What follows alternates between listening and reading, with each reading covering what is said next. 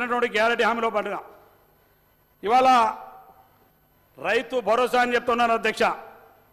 ఇవాళ రైతు భరోసా అనే కార్యక్రమం ఇంతకుముందు మీరు వాళ్ళకి వినడం ఇష్టం లేకుండా పోయినారు అధ్యక్ష.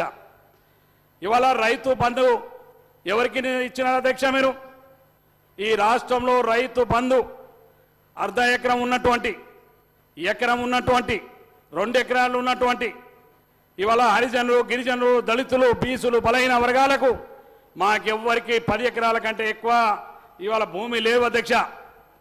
కానీ చిన్న సన్నకారు రైతులకు వచ్చేటువంటి అర్ధ ఎకరం, ఎకరం ఉన్నటువంటి వారికి దళిత రైతు బంధు ఎంత వస్తుంది అధ్యక్ష? 5,000 తప్పితే 10,000 రూపాయలు.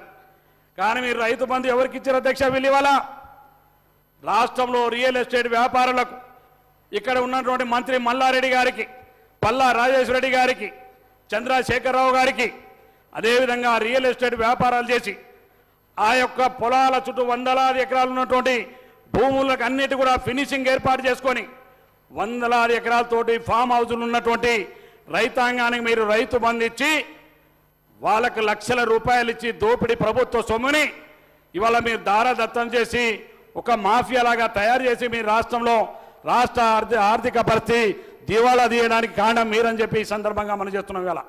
కానీ ఇవాళ ఈ ప్రభుత్వం అధ్యక్ష చిత్తశుద్ధితోటి ఎవరైతే